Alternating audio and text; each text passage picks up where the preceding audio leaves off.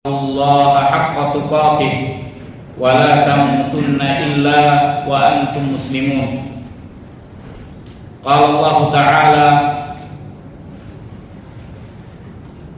ya ayyuhalladzina amanu taqullaha wa qulu qawlan sadida yuslih lakum a'malakum wa yaghfir lakum dhunubakum wa may yuti'illaha wa rasulahu faqad faza fawzan 'azima.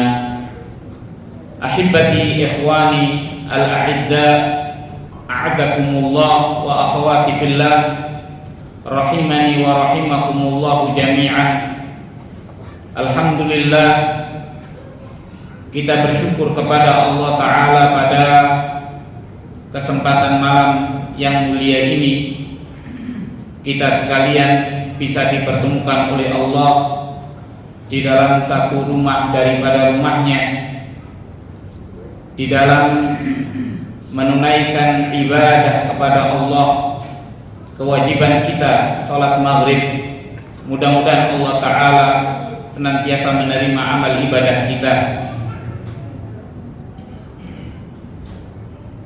dan kita bersyukur Allah Ta'ala masih memberikan kekuatan kepada kita untuk kita dapat menuntut ilmu. Terlebih pada kesempatan yang mulia ini, Allah beri taufik kepada kita untuk bisa duduk bersama di dalam rangka mudzakarah di dalam Al-Quran, mudarasah di dalam Al-Quran.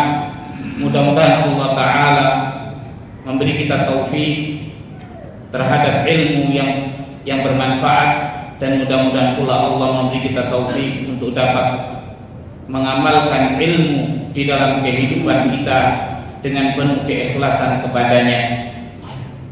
Ahibati ikhwani wa akhawati, a'azakumullah.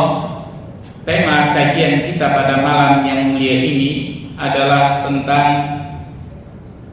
firman Allah Ta'ala yang ada di dalam surat Al-Furqan.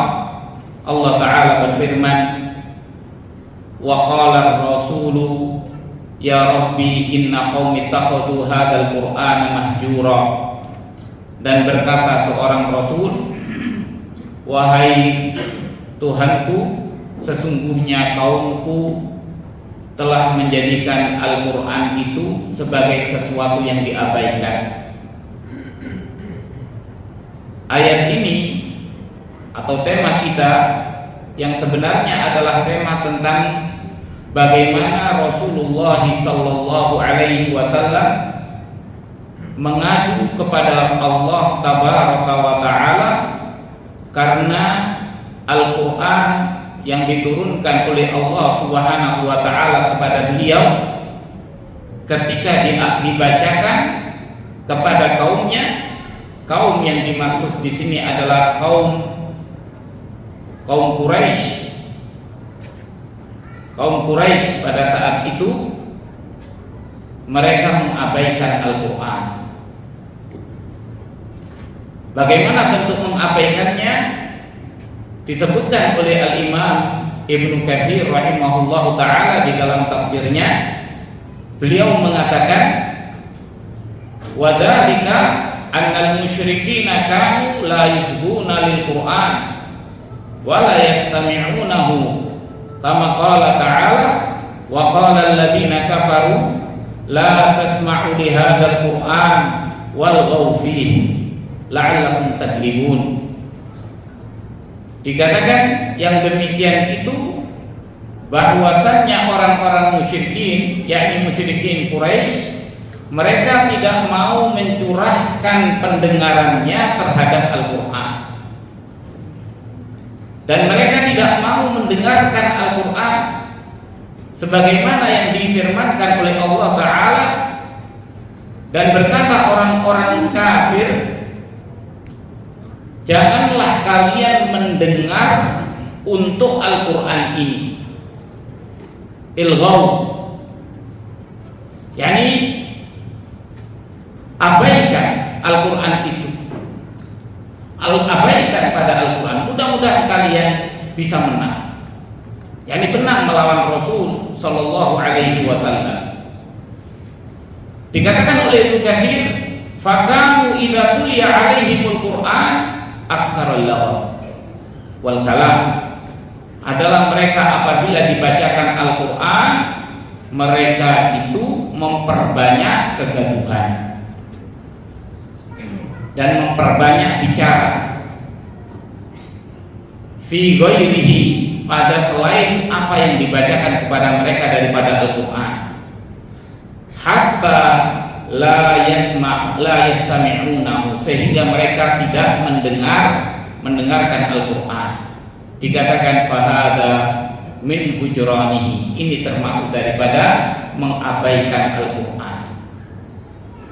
Inilah keluhan yang sebenarnya atau asbabun nuzul daripada ayat ini, yaitu ketika orang-orang kafir Quraisy atau orang-orang Quraisy pada umumnya mereka mengabaikan Al-Qur'an, sehingga Rasul sallallahu alaihi wasallam mengeluhkan keadaan ini kepada Allah Subhanahu wa ta'ala. Dan sekarang ini kita mendapatkan bukan lagi orang-orang kafir yang mengabaikan. Adapun orang kafir mengabaikan Al-Qur'an pada saat ini, maka itu adalah sesuatu yang tidak ada siapapun mengeluhkan. Dikarenakan memang mereka tidak beriman terhadap Al-Qur'an. Yang menjadi masalah bagi kita sekalian adalah umat Islam, mereka mengabaikan Al-Qur'an, padahal mereka mengaku adalah orang-orang yang mencintai Allah Subhanahu wa ta'ala. Coba apabila kita tanya di antara semua orang Islam, apakah mereka beriman kepada Allah, beriman kepada kitab Allah? Maka mereka semua akan mengatakan beriman kepada Allah dan kepada kitabnya. Apakah mereka mencintai Allah? Mereka pasti mengatakan mencintai Allah Subhanahu wa ta'ala. Dan mereka pun ketika ditanya mencintai Al-Qur'an, pasti mereka pun juga akan mengatakan mencintai Al-Qur'an. Akan tetapi faktanya sesuatu yang berbeda. Maka disinilah Ibnul Qayyim rahimahullahu ta'ala di dalam kitab Al-Jawabul Kafi, beliau menjelaskan tentang makna cinta atau tentang perkara yang berkaitan dengan cinta. Dikatakan oleh beliau cinta kepada Allah atau cinta itu hakikatnya di dalam agama ini ada 4. Yang pertama adalah cinta kepada Allah. Dan cinta kepada Allah itu tidak cukup untuk memasukkan orang ke dalam surga.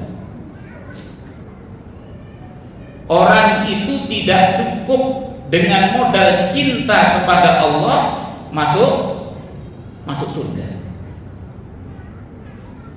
Memang cinta kepada Allah adalah keharusan, tapi dengan modal cinta kepada Allah saja tidak bisa memasukkan orang ke dalam surga. Kenapa demikian? Iya, seperti tadi yang kita sebutkan, semua orang yang mengabaikan Al-Qur'an, mereka mencintai Allah apa tidak? Cinta. Bahkan orang ahlul bid'ah cinta kepada Allah apa tidak?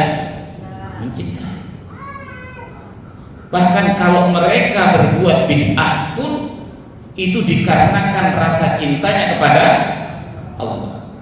Tapi Rasul Shallallahu Alaihi Wasallam mengatakan apa? Kullu bid'atin dhalalah wa kullu dhalalatin finnar. Rasul Shallallahu Alaihi Wasallam mengatakan, "Sataftariqu hadhihi ummah ala 73 firqatan kulluha finnar illa wahidah." Dan sepakat ulama ahlu sunnah di dalam mentafsirkan hadis ini bahwasanya 73 golongan itu semuanya min ummatil Islam. Bisa jadi dari orang-orang yang mereka semuanya mencintai Allah Subhanahu wa ta'ala. Makanya cinta kepada Allah saja tidak cukup untuk memasukkan orang ke dalam surga. Tahu kenapa? Karena cintanya baru dari sisi hamba, belum diterima sepenuhnya oleh Allah dan Allah belum mencintainya. Orang yang selamat itu kalau dicintai oleh Allah Subhanahu wa ta'ala. Tapi kalau orang bermodal mencintai Allah dan belum dicintai oleh Allah, maka ia tidak akan mampu masuk surga. Makanya yang bisa memasukkan orang ke dalam surga itu adalah mencintai apa yang dicintai oleh Allah. Apa yang dicintai oleh Allah itulah yang bisa memasukkan orang ke dalam surga. Dan itulah yang membawa orang kepada pahala. Makanya kalau kita melihat kepada makna ibadah, ibadah itu apa? Ismun jami'un likulli ma yuhibbuhullah. Nama yang mencakup terhadap segala apa yang dicintai oleh Allah. Maka harus mencintai ibadah. Mencintai ibadah. Kalau tidak cinta ibadah tidak bisa. Mencintai apa saja yang dicintai oleh Allah. Makanya Rasulullah Shallallahu Alaihi Wasallam mengatakan, "Awsaqul iman al-hubbu fillah wal bughdu fillah." Sekuat-kuat tali pengikat keimanan seseorang itu adalah mencintai apa yang dicintai oleh Allah dan membenci apa yang dibenci oleh Allah. Makanya coba lihat tentang masalah wali. Allah Subhanahu wa ta'ala mengatakan, "Ma taqarraba ilayya 'abdi bi syai'in ahabba ilayya mimma aftaratu 'alaihi." Tidaklah seorang hamba itu mendekatkan diri kepadaku dengan sesuatu yang lebih aku cintai daripada apa yang aku wajibkan atasnya. Artinya, perkara yang paling dicintai oleh Allah adalah apa yang Allah wajibkan, dan itu sarana untuk mendekatkan diri kepada Allah. Kemudian wala yazalu 'abdi yataqarrabu ilayya bin nawafil. Masih saja hambaku mendekatkan diri kepadaku dengan sesuatu yang sunnah, hatta uhibbahu, sampai aku mencintainya. Barulah kapan dia itu bisa masuk surga? Ketika dicintai oleh Allah. Dengan apa ia bisa dicintai oleh Allah? Dengan dia berusaha mencintai apa yang dicintai oleh Allah, dari yang fardu maupun yang nawafil, yang sunnah. Maka ini. Kemudian cinta yang ketiga adalah cinta hub. Yang ketiga, yang pertama cinta kepada Allah, yang kedua adalah cinta pada apa yang dicintai oleh Allah, yang ketiga adalah cinta karena Allah. Cinta karena Allah itu adalah mencintai seseorang karena Allah. Dikatakan ini min lawazimil hubbillah, daripada kelengkapan mencintai Allah dan mencintai apa yang dicintai oleh Allah adalah mencintai orang itu. Mencintai siapa? Orang karena Allah. Karena orang itu dicintai oleh Allah, kita mencintainya. Yang keempat itu adalah cinta ma'allah, cinta bersama Allah. Wa hadza syirkun wa kufrun. ini adalah kesyirikan dan kekufuran. Maka inilah berkaitan dengan Al-Quran. Al-Quran ini perkara yang dicintai oleh Allah Subhanahu wa Ta'ala. Kalau kita meninggalkan Al-Quran, maka kita tidak akan bisa masuk ke dalam surga Allah Subhanahu wa Ta'ala. Makanya Al-Quranul Karim adalah jannah, adalah surga. Al-Quranul Karim adalah rif'ah, ketinggian derajat. Jannatun fid dunya wa rif'atun fid dunya. Jannatun fil akhirah wa rif'atun fil akhirah. Al-Quran ini bagi kita adalah surga di dunia. Karena kalau orang sungguh-sungguh mendalami tentang Al-Quran, sesungguhnya dia ada di dalam lautan samudra ilmu yang sangat luas, yang ia menikmati setiap saat bersama Al-Quran, dan tidak akan pernah bosan di dalam membaca Al-Quran. Maka dari itu sangat mengherankan apabila kita yang mengaku cinta kepada Al-Quran kemudian kita mengabaikan Al-Quran. Sebagian orang memahami makna mengabaikan Al-Quran itu dengan mengabaikan bacaannya, tidak mau membacanya, sehingga makna yang difahami daripada mengabaikan Al-Quran adalah tidak membaca Al-Quran. Padahal makna mengabaikan Al-Quran itu menurut Ibnul Qayyim rahimahullah ta'ala lebih daripada itu. Ibnul Qayyim rahimahullah ta'ala menyebutkan ada 5 makna mengabaikan Al-Quran. Semuanya adalah mengabaikan Al-Quran. Masuk di dalam firman Allah Ta'ala, wa qala ar-rasul ya Rabbi inna qaumi takhadhu hadzal Qur'ana mahjura. Dikatakan oleh Ibnu Qayyim rahimahullah ta'ala, hajrul Qur'an anwa'un. Mengabaikan Al-Quran itu ada beberapa macam. Yang pertama katanya beliau, ahaduha hajru sima'ihi wal imanu bihi wal isgha ilaihi. Mengabaikan dari mendengarkannya, seperti yang dilakukan oleh orang-orang Quraisy. Wa hajru imanihi, dan mengabaikan dengan tidak mengimaninya, dan al-isgha ila sima'ihi, dan mencurahkan untuk mendengarkan, tidak mau mendengar, tidak mau beriman, dan tidak mau memperhatikan. Maka ini disebut orang yang i'rad, berpaling. Orang yang seperti ini sudah dipastikan oleh Allah Subhanahu wa ta'ala kehidupannya di dunia dan di akhirat. Allah Subhanahu wa ta'ala mengatakan, wa man a'rada an dzikri fa inna lahu ma'isyatan dhanka wa nahsyuruhu yaumal qiyamati a'ma.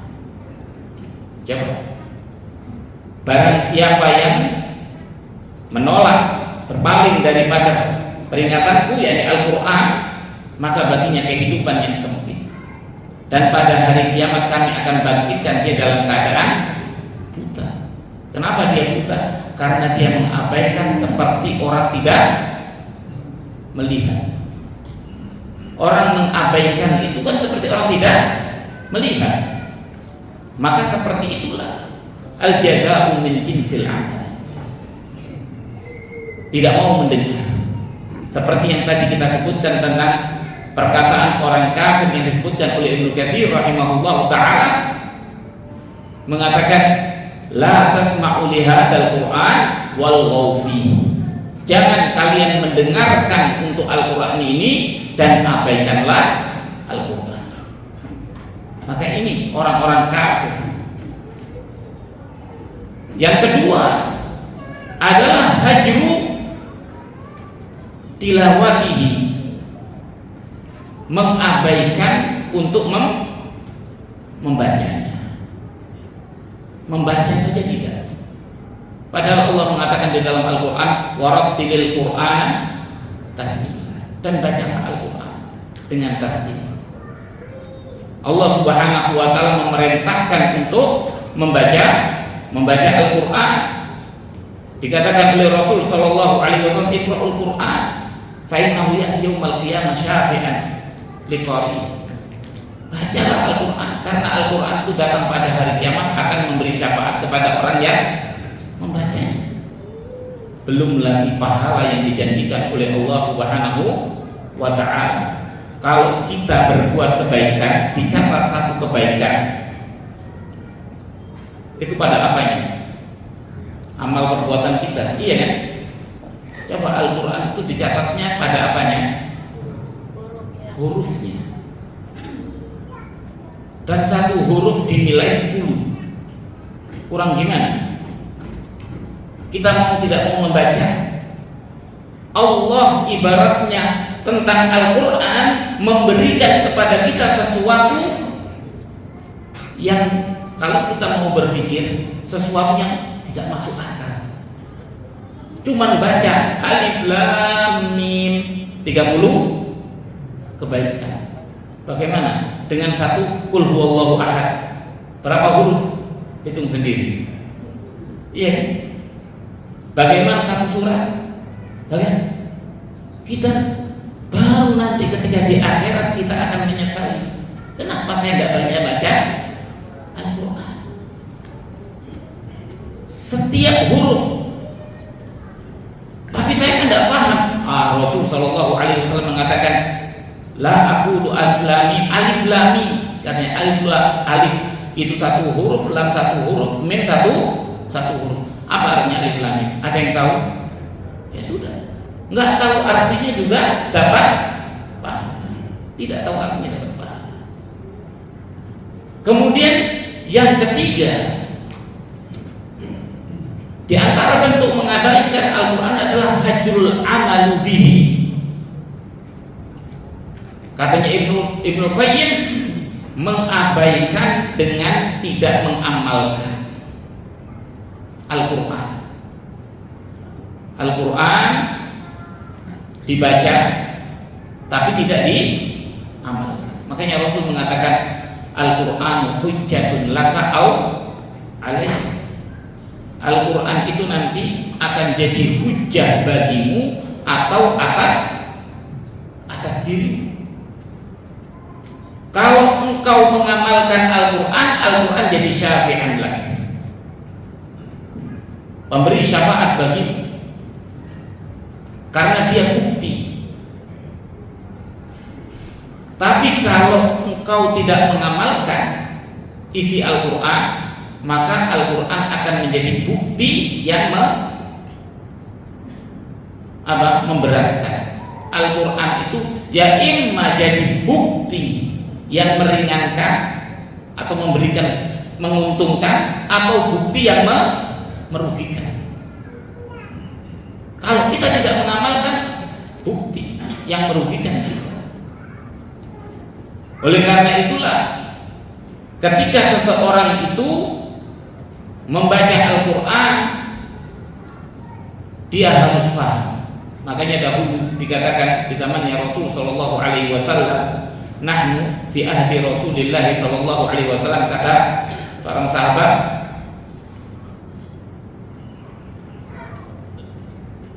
naqra'u 10 ayat, 10 ayat, la yatajawaz an 10 ayat, dan tidak lebih daripada 10 ayat di zamannya Rasul, sampai kami memahami makna ayat. Tapi Rasul menjelaskan sampai paham, dan sampai kami memahami amalan apa saja yang ada di dalam 10 ayat, sehingga kami faham ilmunya dan kami faham apa amalannya, sehingga kami berilmu dan kami beramal. Itu caranya, belajarnya para sahabat Nabi Shallallahu Alaihi Wasallam. Makanya Al-Quran diturunkan oleh Allah Subhanahu Wa Taala untuk diamalkan, bukan untuk dilombakan. Sebagian orang Al-Quran dilombakan. Sebagian Al-Quran dijadikan kebanggaan. Hanya sudah hafal 10 juz. Alhamdulillah, itu bekal yang baik. Akan tetapi hendaknya kalau kita sudah hafal 10 juz harus difahami makna. Makanya nanti kita yang keempat pembahasannya tentang faham tentang maknanya, al-amal. Makanya kenapa orang-orang ahlul kitab Yahudi mereka itu dimisalkan oleh Allah sebagai keledai, tidak lain dikarenakan mereka tidak mengamalkan kitabnya. Masalul ladina humilut tawrata tsumma lam yahmiluha kamatsalil himar yahmilu asfar. Permisalan orang-orang yang diberikan kepada mereka Alkitab, akan tetapi mereka lam yahmiluha, yakni lam ya'malu biha, tidak mengamalkan dengan Taurat. Maka permisalan mereka itu seperti permisalan keledai yang membawa asfar. Apa itu asfar? Asfar itu ajza Taurat. Ada empat sifr atau asfar. Kalau di kita Al-Quran ada berapa juz? 30 juz. Nah, mereka ada 4 sifr. Maka itu yang kemudian kitab itu tidak hanya dijadikan pajangan saja, kebanggaan. Sana sini mengatakan nahnu ahlul kitab, rebutan untuk membawa atas nama kita. Seperti orang membawa nahnu ahlus sunnah wal jamaah, seperti orang bawa nahnu ahlus sunnah wal jamaah was salafiyah dan lain sebagainya. Tapi isinya kosong, hanya pengakuan belaka, nggak ada artinya di sisi Allah Subhanahu wa Ta'ala. Walaupun sampai hari kiamat dinamakan ahlul kitab, tapi di sisi Allah Subhanahu wa Ta'ala apakah ada artinya penamaan itu? Tidak. Allah melihat satu persatu keadaan sesuai dengan apa yang berlaku, yang dijalankan olehnya, fakta yang ada pada diri masing-masing orang. Oleh karena itu beramal, mengamalkan Al-Quran. Wa in qara'ahu wa amana bihi, walaupun orang itu membaca dan beriman dengannya, tapi kalau tidak mengamalkan, namanya juga menghajar Al-Quran, yakni mengabaikan Al-Quran. Yang ketiga hajrul Quran. Yang keempat, hajrul Quran itu hajrul tahkimi wa tahakum ilaihi. Tahkimihi menjadikan Al-Quran sebagai hakim, wa tahakum ilaihi dan mengajak orang untuk berhukum dengan Al-Quran. Hukum adalah Al-Quran. Ayo kita bersama-sama berhukum kepada Al-Quran. Itu namanya tahkim wa tahakum. Di dalam usuli ad-din au furu'ihi, di dalam permasalahan pokok-pokok ajaran agama maupun cabang-cabang ajaran agama. Jangan menjadi seperti orang-orang ahlul bid'ah. Al-Quran kita tidak pakai. Kalau Al-Quran bertentangan, dan Al-Quran itu sifatnya hanya teori katanya mereka, maka tidak memberikan keyakinan. Yang memberikan keyakinan itu menurut mereka apa? Akal. Padahal akal itu setiap orang berbeda, dan akal itu setiap masa berbeda. Coba, karena akal itu didasarkan atas materi yang masuk dan atas pengetahuannya yang ada. Dulu orang disuruh jalan, yakni untuk menempuh jalan dari Mekah ke Baitul Maqdis sesuatu yang mustahil. Makanya Rasul Shallallahu Alaihi Wasallam dibilang satu malam bisa menempuh bolak-balik dari Mekah ke Baitul Maqdis. Itu nggak ada yang percaya. Sampai mati nggak bisa dipercaya. Kenapa? Nggak masuk akal. Tapi kalau sekarang ada orang bilang saya semalam datang dari Baitul Maqdis di Mekah, dipercaya apa tidak? Dipercaya. Kenapa? Karena akalnya berubah.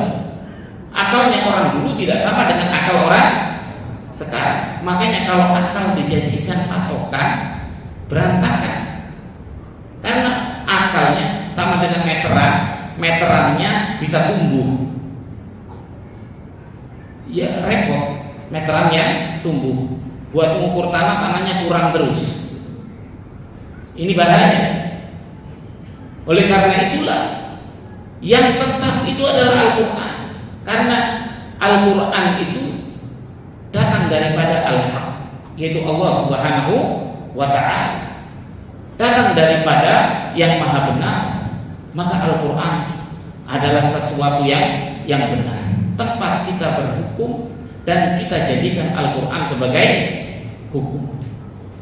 Kemudian yang kelima, hajru tadabburi, mengabaikan untuk mentadaburi Al-Quran, wa tafahumihi, dan berusaha untuk memahami isi Al-Quran, wa ma'rifati ma aradal mutakallim bihi, dan mengetahui tentang apa yang diinginkan oleh sang pembicara dengan Al-Quran, yaitu Allah Tabaraka wa Ta'ala. Kita harus memahami, karena Al-Quran tidak difahami menurut kita. Inilah kesalahan di antara banyak manusia. Manusia itu berusaha memahami Al-Quran dengan versinya. Makanya kenapa berbeda? Karena dia ingin memahami Al-Quran menurut sudut pandang dirinya. Padahal Al-Quran tidak bisa dipahami kecuali dengan apa yang diinginkan oleh Allah Subhanahu wa Ta'ala. Makanya Al-Imam Asy-Syafi'i rahimahullah ta'ala di dalam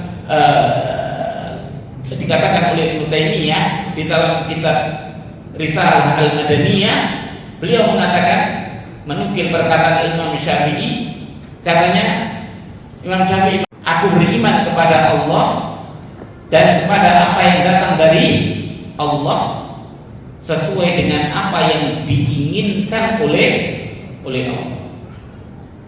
Wa amantu bi Rasulillah wa bima jaa'a an Rasulillah ala muradi Rasulillah, dan aku beriman kepada Rasulullah dan kepada apa yang datang dari Rasulullah sesuai dengan apa yang dikehendaki oleh Rasulullah sallallahu alaihi wasallam. Seandainya semua orang berpikir dengan pemikiran Al-Imam Syafi'i rahimahullah ta'ala, orang Islam, maka mereka semua akan bersatu di dalam pemahaman tentang Al-Quran. Yani pokok apa yang diinginkan oleh Allah tentang Al-Quran, mereka harus berusaha mencari. Mungkin apa tidak untuk mencari makna Al-Quran sesuai yang dimaukan oleh Allah dan As-Sunnah dimaukan oleh Rasulnya? Sangat mungkin. Karena kalau tidak mungkin, bagaimana Allah Subhanahu wa Ta'ala menyuruh kita kembali kepada Al-Quran ketika kita berbeda, dan kembali kepada Rasul ketika kita berbeda? Kalau tidak bisa difahami Al-Quran dan As-Sunnah sesuai dengan apa yang diinginkan oleh Al-Mutakallim. Bukankah Allah mengatakan, wa in tanaza'tum fi syai'in farudduhu ila Allahi war Rasul in kuntum tu'minuna billahi wal yawmil akhir. Dan apabila kalian berbeda di dalam satu perkara, kembalilah kalian kepada Allah, kembalikan kepada Allah, yakni kepada Al-Quran sesuai dengan apa yang diinginkan oleh Allah. Makanya bagaimana memahaminya? Menafsirkan Al-Quran bil Quran, menafsirkan Al-Quran bis Sunnah, menafsirkan Al-Quran di kalangan ashabin Nabi sallallahu alaihi wasallam. Ini di antara cara memahami isi kandungan Al-Qur'an yang disesuaikan dengan keinginan Allah Subhanahu wa taala. Kenapa kok sahabat-sahabat Rasul? Iya, karena Allah Subhanahu wa taala mengatakan di dalam Al-Qur'an, fa in amanu bimithli ma amantum bihi faqad ihtadaw. Kalau mereka orang-orang itu beriman seperti kalian wahai sahabat-sahabatnya Rasulullah beriman, maka mereka telah terberi petunjuk. Karena apa? Karena kalian adalah orang-orang yang telah memahami isi Al-Qur'an seperti yang diinginkan oleh Allah Subhanahu wa taala. Maka dari itu, ini cara memahami Al-Qur'an. Maka kalau kita semua kembali kepada ini, pasti akan terjadi persatuan dan kesatuan. Dan tidak mungkin dengan cara selain ini kita bisa bersatu. Tidak ada cara untuk menyatukan umat kecuali dengan kembali kepada Al-Qur'an seperti yang diinginkan oleh Allah. Itulah. Makanya kalau tidak mau menjadikan Al-Qur'an sebagai hakim seperti yang diinginkan oleh Allah, maka berarti orang itu mengabaikan Al-Qur'an. Mengabaikan Al-Qur'an. Kemudian yang keempat tadi tadabbur, ya. Yang kelima tadabbur. Kalau tidak memahami isinya, maka tidak mungkin mengamalkannya, tidak mungkin bertahakum kepadanya. Kemudian yang keenam, dan ini mungkin kebanyakan kita lalai, hajrul istishfa'u bil Qur'an. Mengabaikan Al-Qur'an dengan mencari kesembuhan dengan Al-Qur'an terhadap baik itu penyakit hati yang berupa syahwat dan syubhat maupun penyakit yang berkaitan dengan badan. Kita kadang-kadang lebih percaya kepada obat apa? Obat, dan kadang-kadang kita kurang yakin terhadap apa? Ruqyah bil Qur'an. Makanya ruqyahnya tidak pernah mujarab karena kita kurang yakin. Coba kalau kita yakin, sahabat-sahabat dulu coba ngeluarkan bisa. Ada orang digigit ular atau disengat kalajengking, bagaimana dibacakan Al-Fatihah bisa sembuh? Kan kalau secara medis harus dikeluarkan dulu itu racunnya.